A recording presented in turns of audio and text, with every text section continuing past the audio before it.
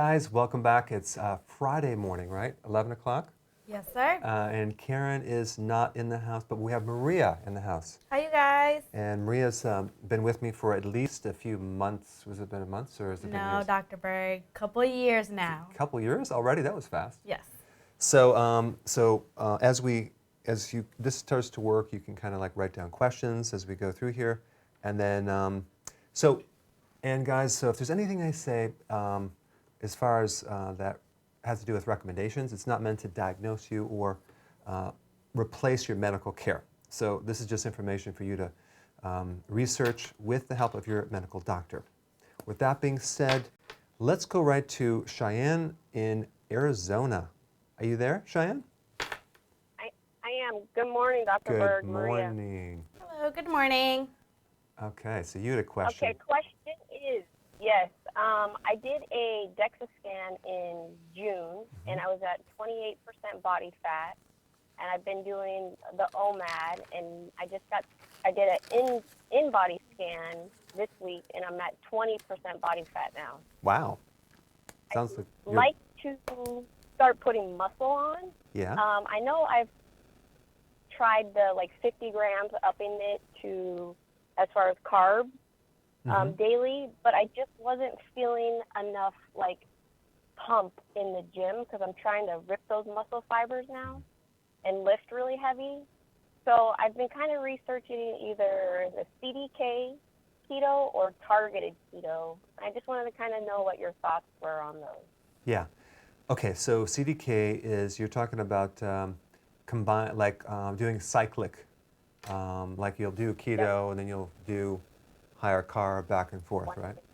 Yeah. Now I know what you're trying to achieve here. You're trying to build muscle because you're trying to spike insulin a little bit because insulin is an anabolic hormone which basically helps you make muscle, right? But here's the challenge you're going to run into, and this is kind of a catch-22. As soon as you start going up with insulin, your body does this little trick. It's called insulin resistance.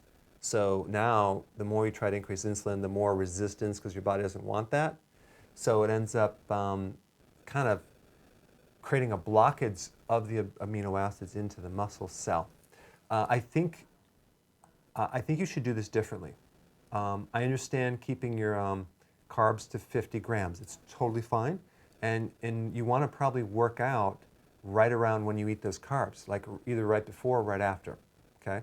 So maybe keep all your 50 grams of carbs, which is not that much, but still it's some, right after the workout or right before. And then that way you at least get a little bit in there. But I'm not into cyclic, going off the program and back on the program, simply because you're going to lose the effect of the ketones. You're going to actually raise insulin. You're going to create more insulin resistance because you're going to go higher carb. That's not the best way to build muscle. What you want to do is you want to get your body to fat adapt, and you want to focus on doing things like heavier weights and more exercise, more sleep, more fasting, believe it or not.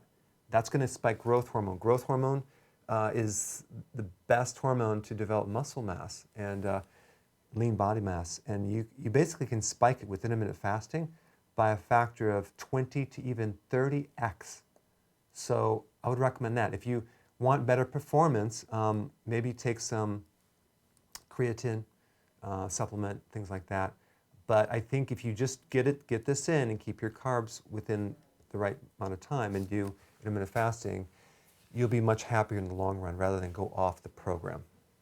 But good question. Thanks for your call. All right, so we need to go to Charles from Wisconsin. Are you there, Charles? Yes, I am. How are you doing today, Dr. Berg? Good. What part of Wisconsin are you from?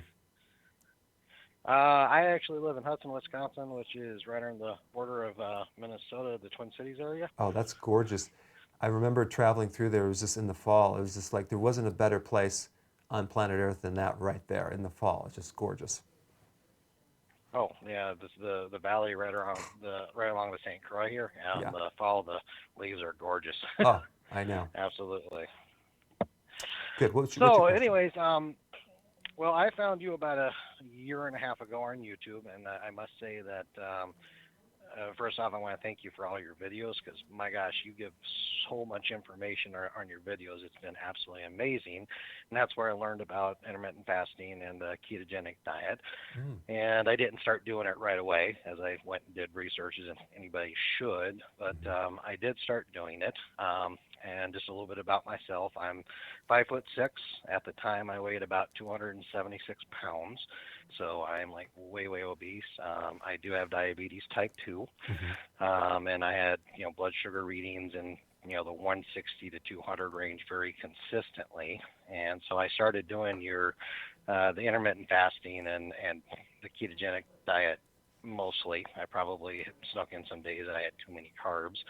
And I actually dropped a whole lot of weight. I dropped all the way down to 241 pounds and then went down to the Philippines and got off it a little bit while I was down there. And for a couple months when I came back, and about 3-4 weeks ago, I noticed my clothes weren't fitting good, and I was up to 261 pounds again. So I've started really hardcore going back onto the intermittent fasting. I just went cold turkey right into, I'm a truck driver, so it's not too hard for me, but I go about 20 to 24 hours between meals on it.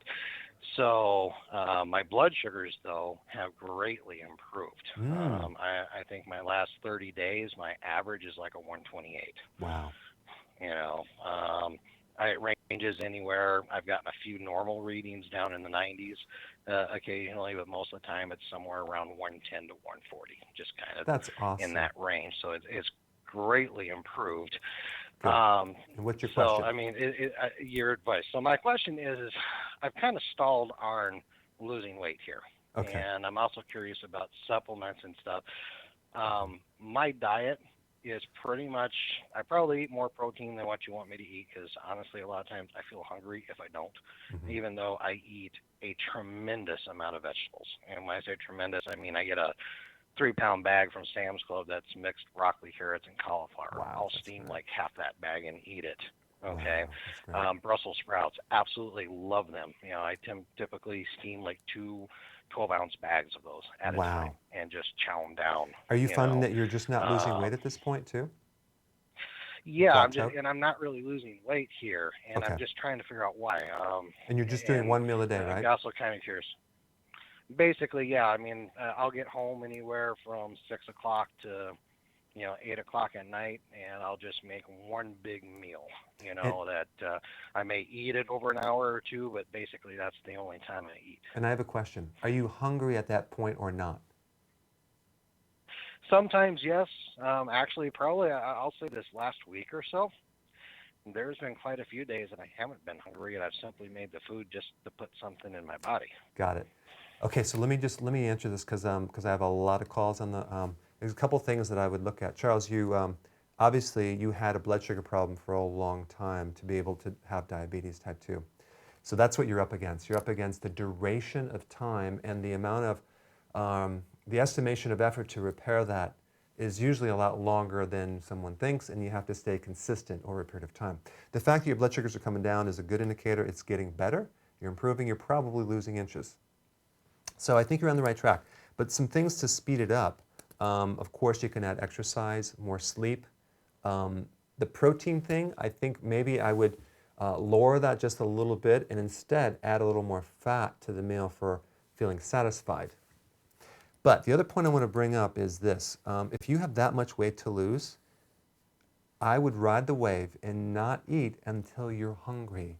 There's a thing that I'm going to be talking about at the summit coming up in October, hopefully you can make it, where we're going to talk about prolonged fasting, which is take it one step further and going longer with your fasting, and maybe you go for 48 hours without eating, especially if you're not hungry. Because think about what's happening.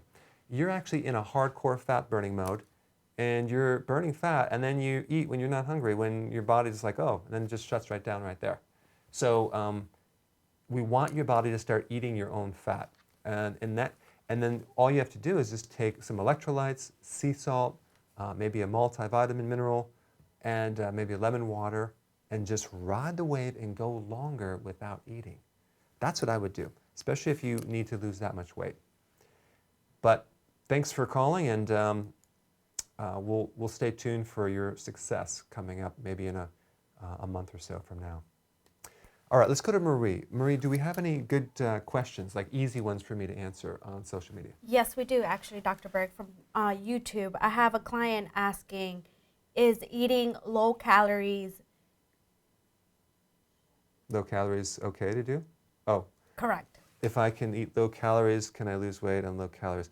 Okay, well, this is a question that, you know, we want to get people out of the whole calorie mode, because it's like a calorie is not equal to a calorie. There's there's more factors to that. It's all about lowering calories. No, each calorie is influenced differently by different foods. Right. So, of course, you want to look at lowering your carbohydrate calories, and also you want to keep a moderate calories from protein. And then when we get to fat, this is actually brings up a good question, because we don't want to go low fat. We know that. Right. Okay. But I will say this. After you've done this for a while and you're adapted to keto and you're burning fat, there's a point where you can overdo the fat calories, definitely. And what happens is it's not that it's gonna stop your ketosis, it's just gonna cause your body not to tap into its own fat calories. So the question is, what is the amount of fat that I can eat without, within reason? And I think on an average person, it's kind of gonna be roughly on average about 75 grams of fat. Okay. And if you have more than that, you might find that your weight loss slows down. If you have less, and then you actually can tap into more of your own fat. So that's a generalized figure. It's not based on, everyone, but I'm just kind of throwing it out there. Okay. So are you happy with that answer? Yes, sir. Okay, good. So do we have another question here? We do. Why do people lose taste after doing keto diet? Wow, that's a new one. The Yeah. thing about the taste and even the smell, it could be a zinc deficiency. Okay. So, because the trace minerals, so if you took some trace minerals, that should bring, especially zinc, that should bring that taste and smell back. I don't know of another reason why that would go away other than that. The other thing is that, well, I won't go into that in depth, but I think I'll just answer it like that. Okay. Okay, you happy with that answer? Yes, sir. Good. And yeah, so I mean, you're thinking about doing the keto, right? You're kind of almost there. Almost there, Dr. Berg. But you do keto sometimes, right? Correct. Like what percentage of the time would you do, like 50, 70, 40? 50%. I'm not going to lie to you. Well, thanks for being honest. So yeah, so it's kind of like keto works like pregnancy. It's either you're going to be all Correct. in, or it's hard to do it partially, right? Yeah. You're going to I'm It's partially pregnant. No, actually, you're either pregnant or not. Correct. So the thing with the keto, though, if you're not 100% keeping the carbs low, then it doesn't work. Right. So think about it. Consider it. Will do. Okay. Will Just do. let it ponder. Let it sink in as we do going through these questions here. Okay. All right. Now I need to go to what does it say? Nidhai? Nidhai. Nidhai? From California. Go ahead. You had a question. Are you there? Hi, Dr. Berg. Hi. Maybe. Hello. How are you? Good. You had a question. Yes.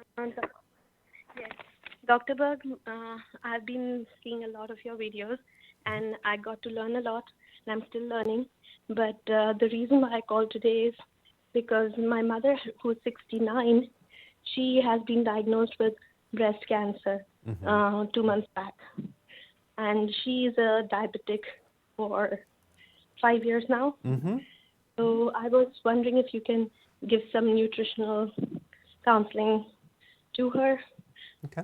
Yeah. There's a couple things From that. couple areas that I would give you to research you with her doctor and you and her all together, just to go into this area of research. Definitely look in the area of iodine. Iodine is really important for breast cancer prevention, and also even if you have it. I think it's one of the most underrated trace minerals, but it helps protect the cells against all sorts of issues. So that's one thing. The other thing is like longer fasting, vital. Unless she's like skin and bones, I would put her on a longer term fasting, because that's been known to be very beneficial in the area of tumors and cancer. Third thing is, of course, everything organic. And then there's a low carb keto. The other thing about cancer is that it can live on a type of amino acid called glutamine. So it's not just about sugar, it's about glutamine too. So, and that's a protein, in which case, that's why I think intermittent fasting is going to be very important for her. The other thing that you might want to add is green tea extract. That tends to inhibit glutamine a little bit. Not as powerful as other things, but I think it could help. And you guys might want to consider coming out to the summit coming up, because we have a top speaker. They're going to be covering cancer in depth, and I think you're going to learn a lot about it. So, and guys, for those of you that don't know about it, it's going to be October 13th and 14th at the Gaylord Hotel. Go to ketosummit.com, get more information. Okay, are you going to show up? Yes, sir. Okay, front row? Of course. All right, good. All right, so thanks for your call. And yeah, that was a good question. I want to go to Yochi from, not in America. I'm not sure where you are, but not from America. It must be a country.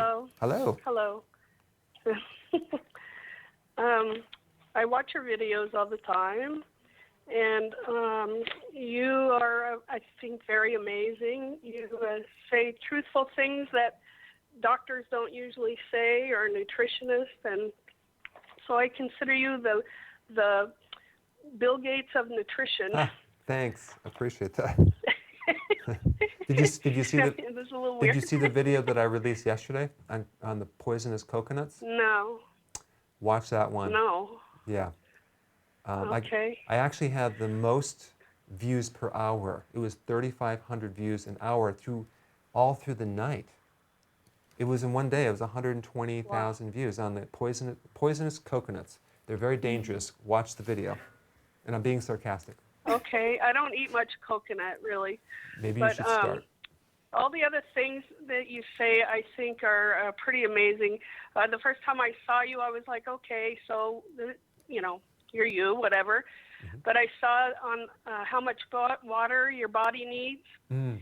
And when I saw that, I said, okay, he knows what he's talking about. He tells the truth about things, and he wants people to be well. Yeah, I do.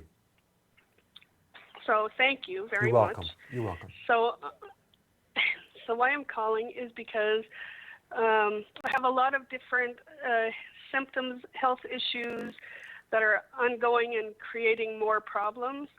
About 30 years ago, I got divorced, not a very stressful divorce, and I was smoking, and I quit smoking, and I was a single mother, and for a lot of stuff has happened through the 30 years, but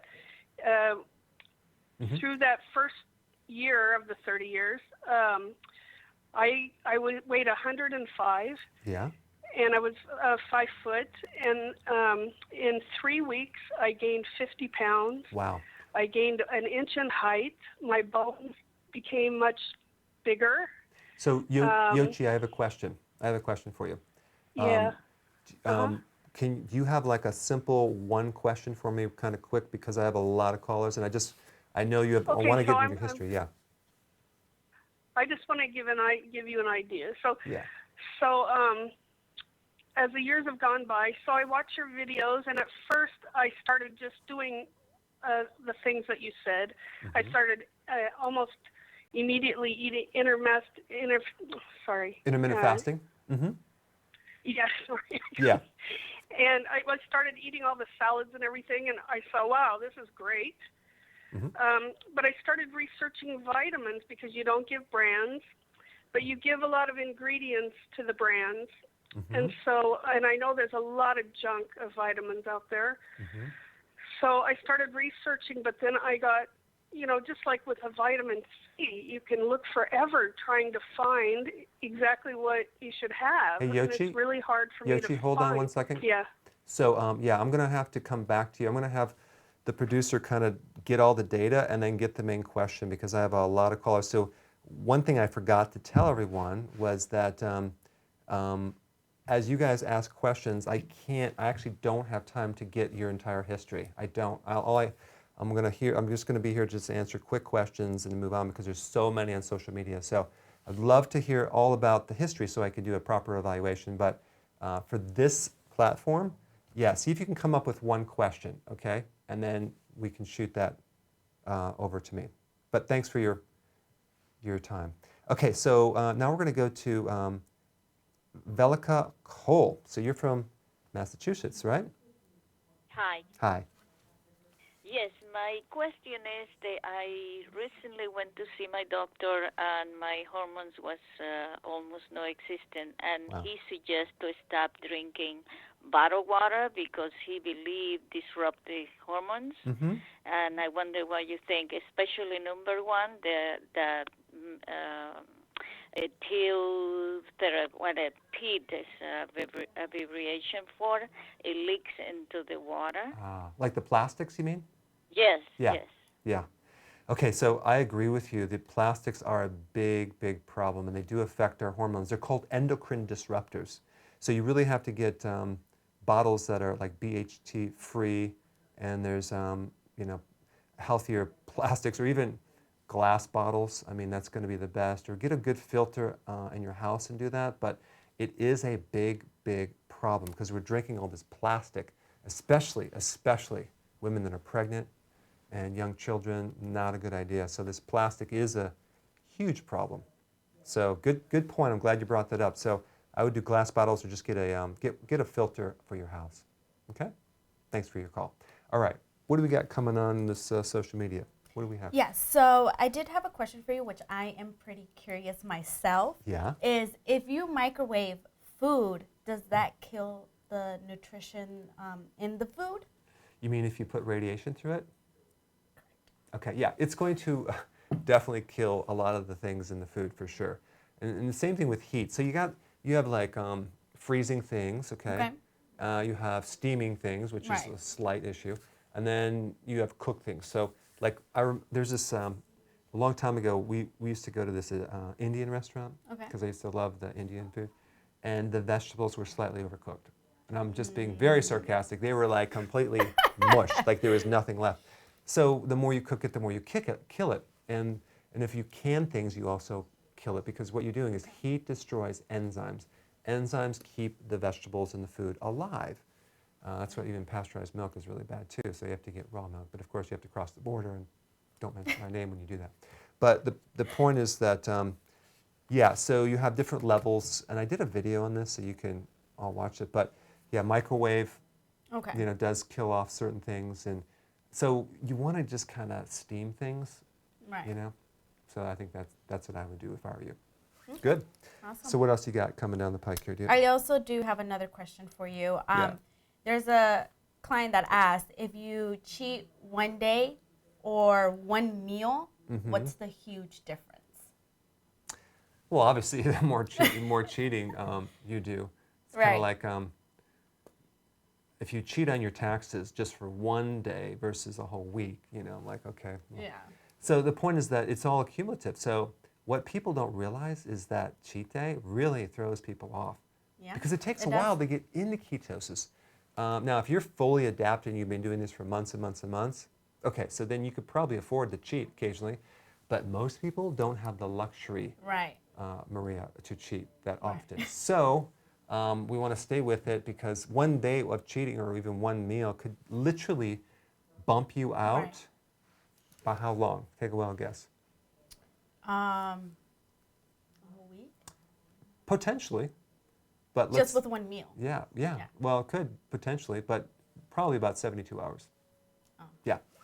So if you cheat like every other day, good luck. Yeah, it's not going to happen. Not going to happen. No. Okay, so he says, how long does it take for the muscles to repair? Yes. Well, everyone has their own recovery cycles. You have these Olympic athletes. You have someone who's 18 years old who's an athlete. They can repair so fast. Right. Someone like me takes a lot longer, because I'm getting over 35 now, so that's kind of long. I thought you were like 20. That's right, I'm 20, yeah. But it does take longer the older you are. So the point is that when you do, if you overtrain, and the way you know if you're overtraining is like the next day you're sore and you keep working out over soreness, and you don't feel good, you don't have the energy. Right. So you want to work out when you have energy, versus if you're just kind of beat down and tired and you work out, you're overtraining. and also it affects your sleep. But here's the thing, Maria, that I want to bring up. Okay. And we're going to cover this at the summit hardcore, but fasting, what fasting does is it basically turns on genetic kind of pathways that allow you to recover and repair. In fact, fasting will stimulate your stem cells. And that is a pretty good time now to bring up stem cells. Have you ever heard of a stem cell? No, sir. Okay. So a stem cell is a cell without a purpose. Okay. And I'm talking about adults. Like, you have certain stem cells in your body that don't have a purpose. They're waiting as a kind of a stock cell to turn into a different cell. So your stem cells replace different parts of your body, tissues. And every second, Maria, that you have 5,000 cells that are dying. I'm sorry, 5 million cells that are dying. You have 5 million cells that are dying every second, like right now. It's 5 million, 5 million, 5 million. They're dying. But they're being replaced by new cells. Okay. Every single second. You scared me for a second. I know. I did. I was like, And so what happens is you get this stem cell thing that's actually replacing it. Okay, replacing it. Now what happens as you get older, they don't work as well anymore. Yeah, they don't work anymore. So then aging really is the lack of repair. Okay. So when you exercise, you add a stress, and then your body's supposed to repair, right? But as you get older, it takes longer. Well, guess what? You can fast. Fasting will enhance your stem cells greatly, especially if you do prolonged fasting. We're going to get into this in the summit. So just give me a little teaser, but I mean, you talk about anti-aging and fasting, what it can do for stem cells, for your immune system, for your muscles. It's mind-blowing. And this is, you can even do a hardcore workout while you're fasting too, and do very well. So I am very interested in this because this is the solution to extending your life. Even microbes, you can actually take microbes and bacteria and extend their life by 30% more if you don't feed them as much. So you can try that when you get home, all the microbes you have in your dish. And then I'll just let you know. Let me know how that works. Yeah, let me know how that works. Okay, did I ever answer your question? Yeah, I think I did. Yes, you did, Dr. Berg. Okay, good. Okay, so can we go back to Yochi? Do you have that question ready for me? Yes, I Go do. ahead. Okay, go ahead. What's your question? Okay, so fasting made me feel ill. So what's the best way to lose weight safely? Yeah. Okay, so here's the thing. And some people say, I'm not strong enough to fast. I'm too weak. Okay? Those are the people that need to do fasting. So the fact that you feel ill tells me that you need it, but you have to work up to it. Because you probably have a blood sugar issue behind the situation, hypoglycemia, and you're going into this thing. So you got to go into this more gradual. Okay, so go into it more gradual. Keep in the successful actions that we're talking about. But I will say you have to have a goal with eventually doing some hardcore fasting. The worse you are, the worse your health is, the weaker you are, the more illnesses and diseases you have, the more you have to fast. It is the reparative action of the body. So that's the thing I want to try to communicate. It's going to help you heal. The more you eat, the more frequent, the worse you're going to get. Animals in the wild, do they have 3 meals and 2 snacks? No. No, they don't. But thanks for your question. All right, now we're going to go to Don from Illinois. Go ahead, Don. Hello, Dr. Berg. Good morning. Hi, good morning. Good morning. Yeah, I'm actually a new subscriber. I just started following you about 3-4 weeks ago on YouTube, and fantastic information. I'm a little old school. I used to do the 6 small meals a day and work out, and that's worked pretty good for me. But I really am excited to try the keto diet with intermittent fasting because I probably want to lose about 5 to 10 pounds of fat and maybe gain 5 to 10 pounds of muscle. So excited for myself to try that. But my main question is for my son. He's 110. He's a sophomore. He's 15 years old. He's 110 pounds and about 5'7".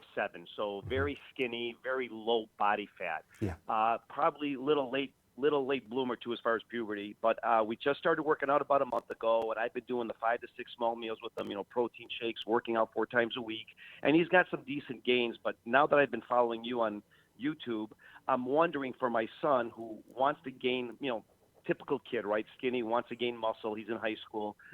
What is the best thing for him? Do you think for him, would it make sense to do intermittent fasting along with a keto diet? Good question. And for yourself, I think you need to do like 2 meals a day. That's going to be the ideal scene for you. No snacks. For him, he's 15 years old. He's probably has a metabolism that's just incredible. And so honestly, for kids and up to like 15 years old, someone like that, I would have him stick with 3 meals per day. But here's the catch. Absolutely, positively 0 snacks, okay? Get the carbs out. We don't want to do this with carbs. He needs to have large meals and add more fat, a little bit more protein, but not too much, okay? But his carbs should be on the high end. Now, some people can still be in ketosis with carbs above 50 grams. So what I would do if I were you is I would get a ketone tester. I like the Mojo one, Keto Mojo, because it gives you glucose and ketones at the same time. So what you could do is you check his ketosis and then have like 50 carbs a day and then go 60 carbs a day and go 70 carbs and find out what amount of carbs he can consume without bumping him out of ketosis. Then you'll know. And he might be able to tolerate 60 or even 70 grams. And then, but just make sure the carbs are quality, like maybe some berries and things like that. But I think that's what we need to do. Do weight training, exercise, 3 meals, no snacks, large quantities of food, more fat. That way, the more fat, that will prevent him from tapping into his own reserve. But that's what I would do if I were you. In fact, yeah, 3 meals, no snacks. And if he's hungry between the meals, then we know he has a blood sugar problem, add more fat. Good question, though. Thanks for your call. Thank you. You're welcome. All right. What do we have down the pike here? Do we have anything interesting today? Yes, we do. Can you overdrink water? Okay, so definitely covered this many, many times. Yes, and I'm going to tell you why, because your body is not 98% water. Right. It's fluids. There's a difference. Water versus fluid. I mean, when you urinate out, you have a lot of electrolytes coming out, all sorts of things in there, not just water. So when you drink water and you urinate fluid, you can overdo it. You can dilute your minerals, specifically sodium, and also other things too. So the more water you drink, the more you dilute your electrolytes. Now, here's the problem. When you're on a keto diet, you're going to actually dump a lot of fluid naturally because carbs retain fluid, okay? When you go on this program, you get rid of that fluid.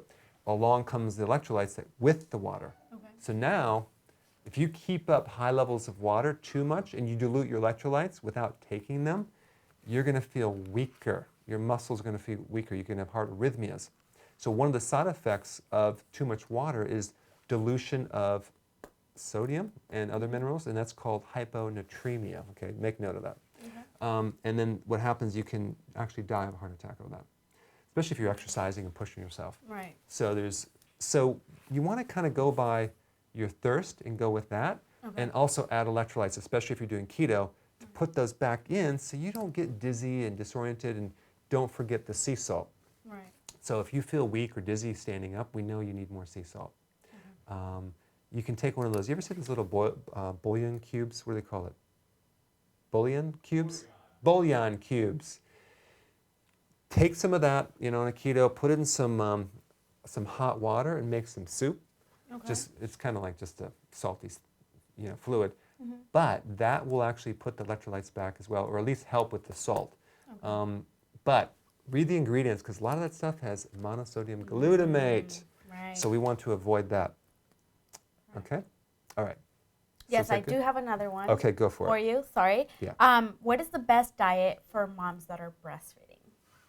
Well, I think the keto diet is the best thing, but just do the keto, healthy keto, without the intermittent fasting, because it's like you're getting all these healthy fats, Right. you're getting all the fat-soluble vitamins, which are vital. You do nutritional yeast, very important, because the B vitamins are involved in so many things with a growing baby. Trace minerals, vital importance, because you need that maybe from seaweed, like sea kelp would be the best source. And that way your child will come out really healthy. Organ meats, the little livers, will go a long way with iron and things like that. But I will say that there's been a study of sudden infant death syndrome, which I'm going to do a video on. Okay. Do you know what that is? No, sir. Okay, so it's just the kids, just actually, you go and see your child's died in the crib suddenly. Wow. Wouldn't that be the worst thing? Yeah, So definitely. 8,000 people a year, 8,000 people, 8,000 infants die from infantile death syndrome. Wow. It's terrible, right? Yeah. So I've been looking at this. I'm like, well, wait a second. This doesn't make sense. Why would these kids just die? Right. And they're apparently dying because they stop breathing. So I found this interesting article about Hong Kong. They had these children, and apparently in this city they had a higher incidence of sudden infant death syndrome. And I'm like, right? Right. So they found that the women were breastfeeding, and they were consuming a lot of rice, white rice. Now, have you ever heard of a condition called beriberi? No. Okay, beriberi is a vitamin B1 deficiency. Okay? Okay. And that comes from consuming refined white rice, not whole white rice. So same thing with refined carbohydrates, like in bread, pasta, cereal, and crackers, and biscuits, and pancakes, and white rice. You're going to deplete vitamin B1. Right. And if you look under B1 deficiency and sudden infant death syndrome, you'll see this connection. Now, why? Because B1 supports the brain stem and the brain. And what's in the brain stem is the respiratory centers. So then if you look under sleep apnea, do you know what that is? No. Okay, that's a situation where like you stop breathing, like you like gasp for, you can't get enough air and you gasp for air and you can't breathe that well at night, right? Like usually seeing your spouse is snoring and they're having sleep apnea, they stop breathing for a second. Like where did that come from? Right. Well, guess what that is? That is a problem in the brainstem with the breathing centers. It turns off the breathing centers, and that is a B1 deficiency. Now, why would they be B1 deficient? Well, because they're eating all the carbs. Right. One way to deplete your B1 is to eat refined sugar or carbohydrates. So it comes right back to that carbohydrate, and this is why the keto is so important. This is why to prevent sudden infant death syndrome, you want to actually cut the sugars down, the white rice, hint, hint. And that way you're not deficient. But I notice when I take nutritional yeast, that's where you get the natural B1s, I actually can breathe better. So if you have a breathing problem, take some more nutritional yeast, and the B vitamins will actually help the respiratory centers in the brainstem. It's also good for hiccups too. Make mental note. All right, let's go right to Shelley from Texas. You had a question. Go ahead, Shelley.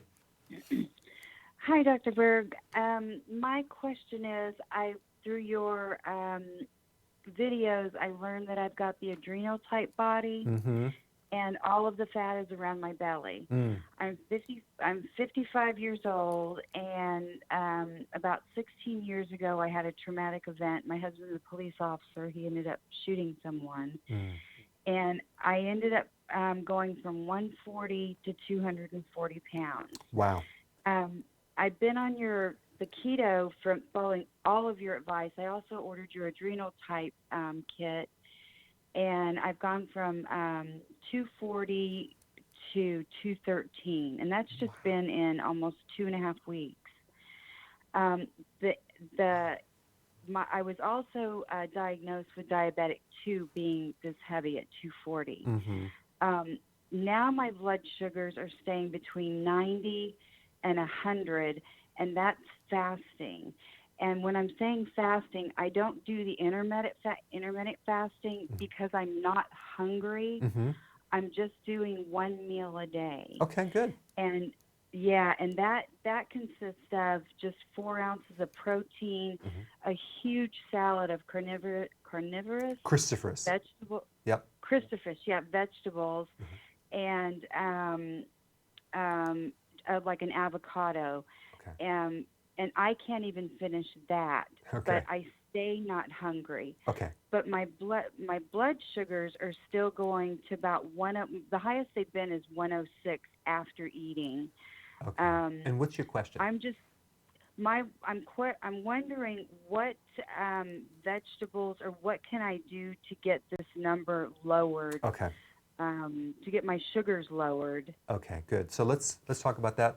And what's interesting, Shelley, you definitely might want to consider coming to the summit because we have a tremendous amount of people coming from Texas, which is interesting. Yes. So you guys can just all get on a plane and just come on over. But we're going to talk about that heavily. But here's the thing, Shelley. You need to get a testing kit that measures ketones and blood sugars and start monitoring yourself. I like the Mojo one because it's the cheapest testing strips. And they do both, and it's a pretty cool testing unit. And I don't get any kickbacks. Okay, so, but here's the thing. Here's what's happening. You've been through stress. Your cortisol has probably been high, okay? Cortisol makes your liver make sugar, okay? So that's what's actually increasing the insulin. Yeah, and that's why the sugars are off. But here's the thing. So we know that you probably, with the weight and things, you had high insulin, okay?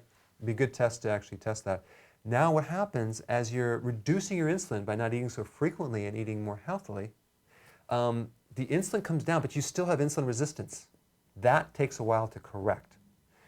Your blood sugars are not that terribly out of range. You're still within the normal range. They're high normal, but we want to bring them down a little bit. So I'm not concerned. All this means is you have to give it more time for the insulin resistance to correct. So the insulin's down, so that's good, but now it's going to be a little bit more time to handle this insulin resistance. There is one thing I would recommend taking. If I were you, I would take something called virgin cod liver oil because that's one thing that has some serious nutrition that I think would help you. I love the fact that you're not hungry and you're doing one meal a day. So I think you're just on the right track. Just ride the wave and let me know how you do. Okay, Dr. Berg, I should interrupt and let you know that everyone says they like Maria, that she's cute, and that she's doing a good job. Oh, that's great. Thank you, guys. That's awesome. That is awesome. That's so funny. Well, I really like your laugh. You just crack me up sometimes. And you know what I like about Maria? She always laughs at my jokes, just regardless of how not funny they are. So I appreciate that. And no worries. Here's that $20 for laughing at my joke. No. Okay. Good. I want to go to. Well, do you have a question? I actually did. Okay. Let me see. I lost it for a second. Oh, God. Can keto heal the pancreas? Okay. Well, here's one of those things I can't tell you. I can't make a claim, but right. Here's my opinion on it. I think keto in combination with intermittent fasting, because let's say you do keto, which is low carb, which is going to definitely take the stress off the pancreas. And yeah, you can look at it like healing the pancreas for sure. Right. The beta cells that make insulin are just exhausted. So, but the intermittent fasting is like another component. And if you don't add that and you're doing like frequently keto meals, you're still raising insulin to a certain degree. So you have to do them together. Okay. Okay? All right, do you like that answer? Yes, sir. Okay, good. So, do you have any other questions coming down the here? I do. Can you gain muscle mass while doing keto? Okay. I think you can gain muscle mass, yeah, if you cut your carbs down, because that's going to actually heal insulin resistance. Okay. See, insulin resistance is a situation where, like, you can't open the cell anymore to allow protein to go in the cell to build your muscles. So insulin resistance prevents you from absorbing amino acids. Okay. So if you lower the carb, you're going to instantly improve insulin resistance in the absorption of amino acids and proteins. Okay. Then if you add intermittent fasting, you can spike growth hormone. Growth hormone is like the thing that preserves and protects the muscles, and it helps build the muscle. Okay. Then if we add exercise to that, weight training, compounding resistance, high intensity interval training, that whole thing, that's when you're going to really build the muscle. So if you do keto without exercise, I don't think you're going to see much. You need to get off your butt and do something and start working the muscles. Okay. But these other things are just tools to help you. People have this concern, intermittent fasting is going to waste away my muscles. I'm like, no, it's not. No. They've proven that. You're not going to lose your muscles when you do intermittent fasting. Okay. Now, do you know the difference between intermittent fasting and starving? You can say no. Oh, go ahead. What do you think it is? So fasting is mainly when you're not really hungry, And if you're just starving yourself, that means that you're not eating, but you're still hungry. Ah, okay, you're close, you're close. I'm close. So when you do intermittent fasting, you're tapping out your sugar reserves. Okay. It's called glycogen reserves, right? And then you're burning your fat. Mm-hmm. So you have this fat you're burning. Then when you run out of your fat, then you're going to starve because then there's nothing else to eat, so then you have to eat your organs. Wait, so then I had a question for you. Yeah. So in order for you not to starve yourself during fasting, that means you need to add protein to your meal? Ah, well, here's the thing that I think we're missing. Okay. I think you're thinking of starving like I'm starving. I'm hungry. Right. That's different. Okay. That doesn't mean you're starving. It's a different definition. It means you're really, really hungry. You're not actually starving. So what's going to happen? And this is really a good point because people need to adapt to their fat. And what I mean by that is you have to do this over a period of time where your body gets used to burning your fat and tapping into your fat reserve. Many people, because they eat too frequently and the wrong things, never tap into their fat, ever. Okay. So, but did you realize if you tap in your fat, your hunger goes away and your cravings go away? Did you know that? I did not. Now you know. I think that's the missing key. Right. If you could not crave and you weren't hungry, you could do this. So you should try it. But it takes a couple days and it takes a while to convert over. Then if you're not hungry, you're not starving. You're doing good. But I know what it's like to starve because I was a wrestler and I starved myself. And I didn't have any fat to lose. And I think I ate like one piece of a carrot for 3 days and I barely drank water. And I'm like, so anyway, let's go to Jim. He's from Denver. Jim, you had a question. Go ahead. Well, how you doing? This is the second time I called in. So just wanted to let you know, I've been on Atkins before I saw your videos and whatnot, and I had gone through a whole bunch of weight loss and weight gain, and I've had high blood pressure for the entire time. And a few weeks ago, I went into the dentist, and they said, "Oh, your blood pressure is way too high. You better go see your doctor." And I thought, "Wow, shoot, how can that be?" So I went and saw my doctor, and they just went and doubled my blood pressure meds, and I'm still going. And I thought, well, I must be doing something wrong, but I'm still trying. I've only been doing keto probably since about March, and trying to use your methods, I'll say, to the, my interpretation of them for the most part. But what can I do? Yeah. Are you doing help lower my blood pressure? Are you doing intermittent fasting? Not exactly the method you would prescribe. I wake up in the morning, I have a kale shake, and I have 4 eggs and maybe a shot of coconut oil with the kale shake, I'll say, and your volcano lemon juice. I love that stuff with there. It all works good. Okay. Then I'll go all through the day without eating, and then I'll come home, and then I'll start eating maybe some nuts, and if I'm watching a Rockies game or something like that, I'm usually going to be snacking on nuts. But that's usually only during about a 3 to hour period or so, and I'll usually have a salad or something in there with dinner, or as dinner, I'll say. Okay. And that's about it. Are you hungry? Are you hungry in the morning when you wake up?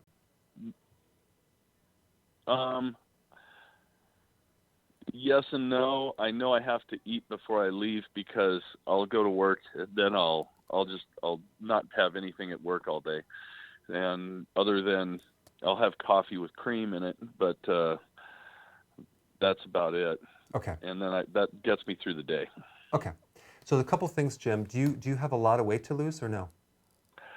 Like I said, I've yo-yoed my weight quite a bit. I should probably tell you that too. I had a couple of stents put in my heart a couple of years ago. So that was the culmination of things going wrong in my life. And then I've been trying to be on a righteous path since then. But since I found your videos, I thought, well, this probably has to work. And it seems really good, but apparently my blood pressure, I just can't get it under control. So that's where I'm at. Here's a couple ideas. I think you're going to have to, the fact that you had stents tells me that you probably had a lot of insulin problems going way back. So we're dealing with some old stuff, okay? The ideal scene is to do a bit more strict intermittent fasting because we have to heal that system in your body, the vascular system, there's a couple things I'm going to recommend. You can write this down. It's called EDTA. EDTA is a chelator. A lot of people with vascular problems take it. It's going to help kind of take the calcium out of the arteries, and that's going to take the stiffness out. So just research EDTA. You can get it in supplement form. I would also take a lot of potassium as a supplement because potassium relaxes the arteries too, and I have the electrolyte powder for that piece of the puzzle. There's also vitamin K2, which is another piece of the puzzle, because we're dealing with the stiffness in the arteries, and it's usually related to calcium, so we want to decalcify the arteries. The other thing is that maybe in the morning what you do is do a coffee and the bulletproof thing, and then try to go till lunch and eat a lunch, because I think you need to actually have 2 meals and have them shorter. I wouldn't snack on the nuts. I would have a good meal when you're hungry and then try not to eat anything after that. And I think it's okay to add more fat to the situation, because that's going to allow you to go longer to do the intermittent fasting, which what you need to heal the arteries. So we have potassium, EDTH, okay, EDTA, okay, very important, which is great for vascular stuff. And then I think you're going to be good. So do that because we're just, and oh, next time you go to the doctor, get a CT calcium test. It's a coronary artery calcium test, very important. I would love to know where your numbers are, because if it's high, then that explains why the blood pressure is not coming out, because there's some serious calcification going on in the arteries. You just need to know that. So find out and then call back, because I'm really curious to see where you're at. Because we just need more data. If it's not coming down, there's probably it was worse than you thought. Thanks for your call, Jim. All right, so now we are going to go to Tyrone from California. Go ahead, Tyrone. You had a question. Yes, good morning, Dr. Good morning. Berg, and good morning, sir. Thank you for your past compassion in this quest for all to be healthy. And as we know, Big Pharma doesn't want any. There's no profit in wellness. So thank you for all that you do. So my question is a TSH of 0.06 normal? Mm-hmm. Yeah, well, it's actually between 0.4 and I think 4.0. So yeah, you're within the normal range, absolutely. Oh, perfect. So I actually had I'll give you real quick, and then they got callers waiting. But so I've always taken the holistic approach, and of course, a couple of years ago, the doctor said, "Oh, you've got an uptick, subclinical diagnosis of my thyroid," and so I took a lot of your advice that you offered. And didn't opt for the methimazole and all the other stuff that they wanted to put me on. So, with that being said, here I am 3 years in, and thyroid's normal. So I'm very happy and grateful for people like yourself, and continue the good work. That's great. Thank you, Tyrone. And I want to just mention one thing. A lot of times, and I just released a video on this. Thyroid stimulating hormone is kind of like the gold standard for diagnosing a slow thyroid or a high thyroid. But sometimes when you're on the intermittent fasting and keto plan, you might end up with, especially thyroid hormone like T4 being, actually T3 being low normal. So it's still in the normal range, but it's on the low end, and people are concerned about that. But you have to realize that that's part of the endocrine system, and the endocrine system is a huge feedback system which adapts your body to the environment. So if you go on a keto plan and intermittent fasting, you're not going to need the amount of metabolism that you had when you're eating all this sugar with all this oxidative stress and everything else. So you'll find that the thyroid will stay normal, but you might have some adjustments with these hormones. It's not a low thyroid. Your body is just adjusting to the environment, and you'll feel fine. So I just wanted to point that out. Thanks, Tyrone. Okay. All right. What do we have? Do we have a question? Yes. So this is for everybody that works at night. How can they do keto? Like on a third shift? No, just work at night, like just second shift? Mm-hmm. Okay. Yeah, that kind of throws things off, because your whole circadian waves are affected by the light. The thing that really is bad if you have a rotational shift. So you need to get another job if you have that. or ask them to go, listen, let's just keep this a consistent thing so my body can adapt and stay to it. And then you're going to have to stay to that schedule, and you can actually adapt to that. But I'm going to say this one little thing, and this relates to jet lag. Okay. This is a secret to jet lag. Do you want to know? Yeah. And this also relates to the circadian rhythms. Mm-hmm. Intermittent fasting, here we come back to intermittent fasting, is really amazing to do when you're traveling. Because first of all, you don't have to eat all the crap that there's on the plane, right? So that's number one. And you'll find that you'll have a lot less jet lag if you do intermittent fasting. Now, if you eat frequently, it's going to, the glucose, and it's going to affect the brain, it's going to affect everything. But intermittent fasting will help jet lag and also greatly help the transition to working, second shift or third shift. But you're going to have to find something consistent, and then you're just going to have to switch your meals over to, when you're awake at night, and then just shift that pattern over. But it is a situation because the light and the dark cycles. So, yeah. Okay. All right. So we need to go to, is it Chi from Florida? Go ahead. Yes, it's Che. Thanks. Che. Okay. Good. Yeah. Actually, first I wanted to just give some inspiration. I heard Yochi talking about having trouble with fasting and stuff. I'm on day 5 now of a 6-day only water fast. Wow, that's awesome. I'm pretty happy about that. Wow. Yeah. So anyway, my question, I watched this really great documentary recently called The Real Skinny on Fat. Had a whole bunch of doctors talking about fat. It was really good. And some of the people in there mentioned this term called metabolic flexibility. And I like the term. I like the idea. It sounds like, from what I gathered, it sounds like metabolic flexibility is where your metabolism gets into something like a muscle memory, which is what we see when we're carb adapted. We're stuck in that kind of memory of carb adaptation, and we have to switch over to being fat adapted. So it sounds like that. And the way they explain it is that you kind of deviate from the keto diet somewhat to try to hit your metabolism from different angles. However, I try to look it up. I try to figure out how to do it, and I really couldn't find any information on how to do it. And I'm worried about, I don't want to go ahead and do it and then find out that I don't want to cheat. I want to be metabolic flexible or work towards that. And maybe not right now, but in the future, work in that direction. But I don't want to cross over into the cheating. So yeah. I wonder if you know any way how to do this, or some pointers to point me in the right direction where you can kind of figure this out. It's kind of a new territory, and but I've not found, and I've extensively for a long time tried to find something that validates this carb cheating thing, and you need carbs and the whole thing.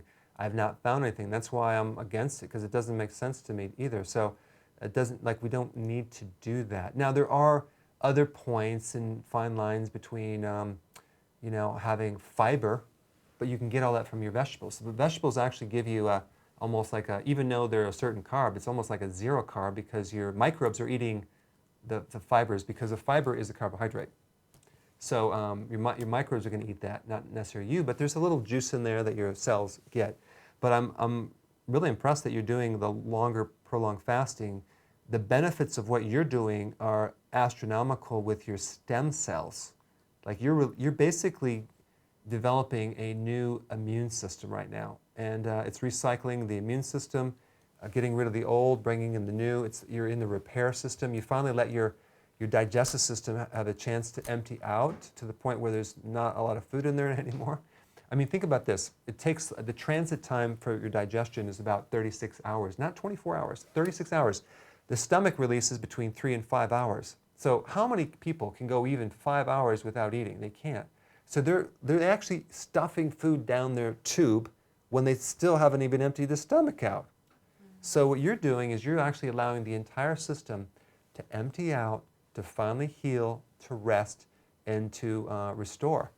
So I think periodic longer fasting, and that's what we're going to cover at the summit, but is very, very important for all sorts of things, even reducing cancer to a major degree, significant. So well done on that. And I don't have any data for this metabolic flexibility thing yet. Thanks for calling. All right, now we're going to go to NN. I think it's NN from Yes. Bahrain? Yes. Hello. Hello. Hi. Good. What's your question? Thanks for taking my call, doctor. Mm-hmm. I would like to thank you for all the support and information and knowledge you are sharing on daily basis, first of all. And I'm also on your Keto Coach program, and it's an amazing program. It gives us knowledge, support, and freedom to treat ourselves and the people around us. Thank you very much, doctor. You're welcome. Thank you. Okay, I have two questions. One is if someone already achieved their targeted weight and they want to go off keto for like, let's say about a week or 2 weeks, and they want to do it regularly every 2 months, 3 months, how safe it is? Okay. Okay. And my second question is, if someone is doing intermittent fasting for autophagy, not particularly for the weight loss, and if they take wheatgrass or ACV water or black coffee, which allows in during fasting, does it break the fast or does it have any effect on autophagy? Okay. So yeah, the wheatgrass juice is so low in calories. It's like 1 gram of calorie. And also the coffee is not going to be a problem. From my knowledge and experience, I don't think either one of those is going to break your fast at all. So you can do that. When you're doing fasting and you want to get in an autophagy, you can do lemon water, a little lemon water. You can do your electrolytes and sea salt, and it seems to be fine, totally fine. So I think you're going to be fine with that. The other question relates to once you hit your ideal goal weight, can you go off? Well, here's the thing. You can do it if you have enough health and you have this reserve. So if you're healthy and you hit your goal and you're fit and you want to go off for a period of time and experiment, go for it and see how you react to it. I wouldn't say go to junk food, but just see how your body reacts to it. It's almost good sometimes that someone does that to play around to see if it's good for them. Personally, myself, I have gone off just to see what happens, and I don't feel very good when I go off. So I already know the way I'm doing it works nicely, and I've tested it many times. I'm like, I don't need to go off. But it's up to you. Just experiment. And one last note on that, we have in YouTube, we have India is the 3rd largest group of people who watches YouTube videos, and I'm going to have to go on the road to go to India and actually do a seminar there. I think that'll be hot. I just need to find out where to go. But thanks for going, and hey guys, or thanks for that question, by the way. Guys, thanks for your attention, thanks for your questions. I appreciate you're on here right now, and have a great weekend, and we will see you next week.